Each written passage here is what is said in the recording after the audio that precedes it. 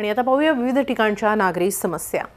गोरेगाव पूर्वेच्या रेल्वे पादचारी पुलांची दुरुस्ती करून 2 महिने उलटले, मात्र आजही हा पूल छपराविना आहे। त्यामुळे ऐन उन्हाळ्यात पुलावरून जाणाऱ्या प्रवाशांना उन्हाचे चटके सहन करत रेल्वे स्थानक गाठावं लागतंय। दररोज हजारो प्रवासी या पुलाचा वापर करतात।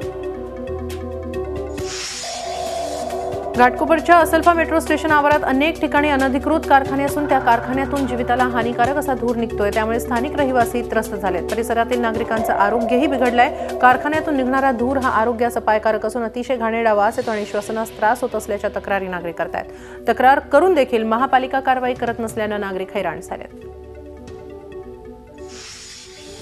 चेंबूर टिळकनगर इथं ठिकठिकाणी कचऱ्याचे ढीग दिसत आहेत। मुंबई महापालिकेनं गटारं साफ करून गटारातील घाण रस्त्यावर टाकली आहे। त्यामुळे परिसरात घाणीचं साम्राज्य पसरलंय। काही स्थानिकांनी जंतुनाशक फवारणी केली आहे। गटाराच्या बाजूलाच घाण टाकून ठेवल्यानं तीच घाण पुन्हा गटारात जाऊ शकते। त्यामुळे लवकरात लवकर हा कचरा उचलून नेण्याचं स्थानिक नागरिक आवाहन करतायत। नाशिक शहर हे पर्यटन स्थळ आणि धार्मिक क्षेत्र म्हणून प्रसिद्ध आहे। दररोज हजारो भाविक इथं दर्शनासाठी येत असतात, मात्र त्यांची वाहनं पार्क करण्यासाठी महापालिकेनं पुरेशी सुविधा उपलब्ध केलेली नसल्यानं भाविक मुख्य रस्त्याच्या कडेलाच आपली वाहनं पार्क करतात।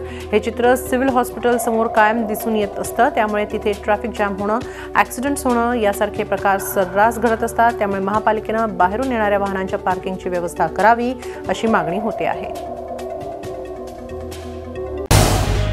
झी 24 तास रहा एक पाऊल पुढे।